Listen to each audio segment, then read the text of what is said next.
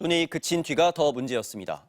서울 주요 도로 곳곳이 거대한 주차장처럼 변했고 늦은 새벽까지 수도권 일부 지역은 제설 작업이 이루어지지 못했습니다. 퇴근길에 올랐던 시민들은 몇 시간씩 도로와 터널에 갇힌 채 밤을 보내기도 했습니다. 이어서 이혜선 기자입니다. 어제 저녁 서울 강변북로 올림픽대교 부근.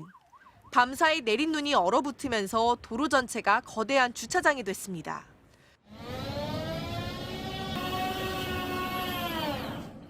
퇴근길에 오른 시민들은 평소보다 3배, 4배 넘는 시간을 도로에서 보내야 했습니다. 아예 그냥 멈춰 있었어요. 그래서 저도 한 2시간 가까이 거기서는 한 2시간 정도 이렇게 이어지다 보니까 이제 소변 보시는 분도 나타나시고. 눈이 녹은 도로 위에 버려진 차들이 줄줄이 서 있습니다. 눈길에 갇혔던 사람들이 차를 버려둔 채 귀가한 겁니다. 차선에 차 두고 가신 지 좀 시간도 오래됐는지 이렇게 뒤에 눈도 쌓여 있더라고요. 빙판길에 버스가 오가지도 못하자 참다 못한 승객들이 무더기로 내려 도로 한복판을 아슬아슬하게 걸어가는 모습도 곳곳에서 포착됐습니다. 늦어진 제설 작업 탓에 경기 의정부와 의왕 등 곳곳에서는 평소와 같은 퇴근길에 올랐던 시민들이 터널과 도로에 7시간 넘게 고립되기도 했습니다.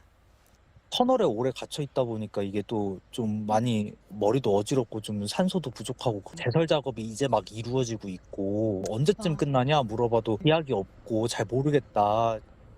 늦어진 제설의 지자체들은 아직 제설이 이루어지지 못한 곳은 역주행으로라도 진입해 제설 작업을 시도하고 있다며 퇴근 시간에 맞물리면서 제설 차량이 도로에 진입하기 어려웠다고 설명했습니다. 결국 아침 빙판길을 우려한 시민들이 직접 집 앞 골목길을 치우고 나섰습니다.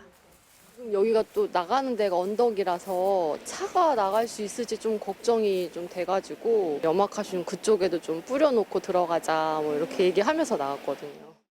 불과 2시간 새 쏟아진 5cm 안팎의 눈에 수도권 곳곳이 속수무책으로 마비됐습니다. MBC 뉴스 이혜선입니다. 사상 최대 규모로 기록된 고객 정보 유출 사고로 쿠팡을 떠나려는 사람들이 많아지고 있습니다. 하지만 클릭 몇 번이면 가능한 가입과 달리 탈퇴는 과정이 복잡해서 탈퇴도 쉽지 않습니다.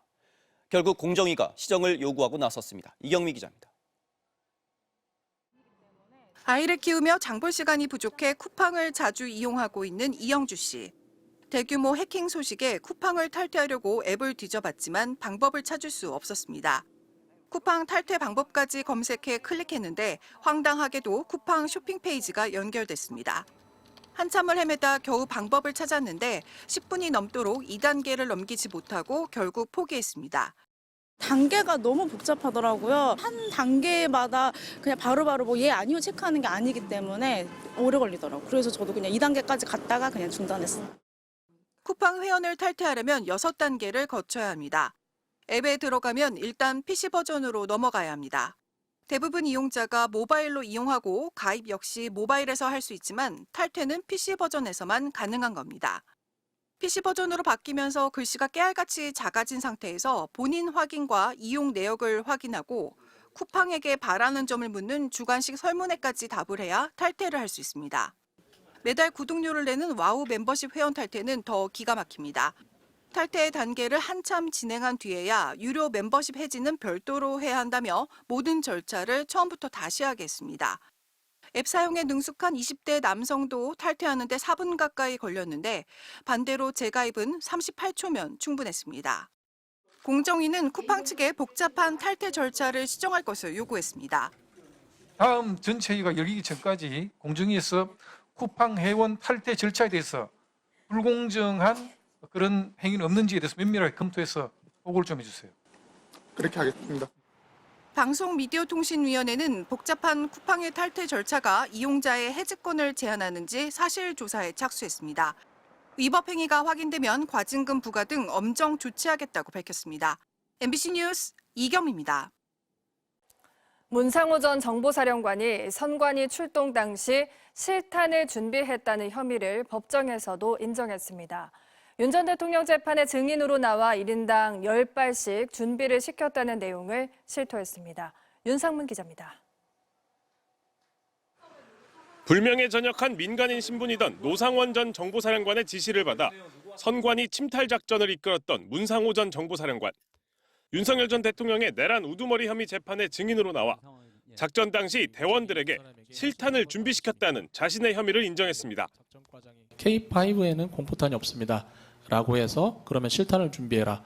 이렇게 이야기가 되었다고 하는데 맞습니까? 예. 그리고 개인당 10발씩 가지고 가라. 이렇게도 이야기하셨다는데 맞습니까? 예. 이 지시는 정보사 대원 10명이 실탄을 총 100발 소지하고 중앙선관위 과천청사 서버실을 점거하는 결과로 이어졌습니다. 문 전 사령관은 야구방망이와 케이블 타이 등 선관위 직원 위협용 도구에 대해서도 털어놨습니다. 노상원이 야구방망이, 케이블 타이, 복면 이런 물건들의 용도가 무엇인지도 이야기했었지요. 제 기억은 위협 정도 제가 기억합니다. 윤 전 대통령 측은 실제 실탄 사용은 안 할 생각이지 않았냐고 반대 신문에 나섰는데 문 전 사령관은 그렇다고 답했습니다. 문 전 사령관이 퇴장한 뒤 윤 전 대통령은 책임을 미루는 듯한 발언을 이어갔습니다. 선관위에 정보사가 아니라 방첩사나 사이버사가 갈 줄 알았다며 정보사가 들어갔다는 보도를 보고 김용현 전 국방장관에게 다시 확인했다는 겁니다. 김 전 장관에게 지시한 건 선관위 방화벽 등 보안을 확인하고 점검하는 것이었다고 주장했습니다. 부정선거 음모론을 호소하면서 물리력을 사용한 선관위 직원 고문 계획에는 선을 그으려는 의도로 보입니다. MBC 뉴스 윤상문입니다. 어제 저녁 태안군 천리포 앞바다에서 선원 7명을 태운 어선이 전복됐습니다. 해경이 밤샘 구조 작업을 벌여 3명은 구조됐지만 1명이 숨지고 3명은 아직 실종 상태인데요. 사고 해역에 강한 바람과 함께 최고 4m의 파도가 몰아쳐 수색 작업에도 난항이 이어지고 있습니다. 이혜연 기자입니다. 어둠이 짙게 깔린 태안 앞바다. 주황색 밑바닥을 드러낸 채 뒤집힌 배 위로 구조를 기다리는 불빛이 반짝입니다. 어제 저녁 6시 20분쯤 태안군 소원면 천리포 인근 해상에서 선원 7명을 태우고 조업 중이던 9.77톤급 어선이 전복됐습니다. 사고 직후 바다로 탈출한 선원 3명은 전복된 배 위로 올라가 구조를 기다리다가 출동한 해경에 의해 차례로 구조됐습니다.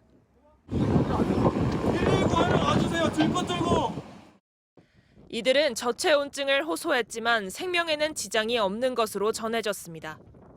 50대 선원 1명은 2시간 반 만에 인근 해안가에서 심정지 상태로 발견돼 병원으로 옮겨졌지만 숨졌습니다. 경비 함정 8척과 헬기 등이 동원돼 밤샘 수색이 이어졌지만 선장을 포함해 나머지 3명은 아직 찾지 못한 상황입니다. 사고 해역에 초속 15m 안팎의 강한 바람과 최고 4m에 이르는 파도가 몰아쳐 수색 작업에도 난항을 겪었습니다. 헬기도 이제 처음에 바로 뚫을 수 있었으면 좋았을 텐데 또 기상이 안 돼서. 악천 후에 물속 수색을 벌이던 중 구조대원 1명이 저체온증 증상을 보여 병원으로 옮겨지기도 했습니다. 사고 직후 김민석 국무총리는 장비를 총동원해 최우선으로 인명을 구조하라는 동시에 악화된 기상으로 구조대원들의 안전에도 만전을 기할 것을 긴급 지시했습니다. 해경은 날이 밝는 대로 인근 해안가를 비롯해 전복된 선박 내부까지 수색 범위를 넓혀 실종자 구조를 이어간 뒤 사고 원인 등을 조사할 방침입니다. MBC 뉴스 이혜현입니다.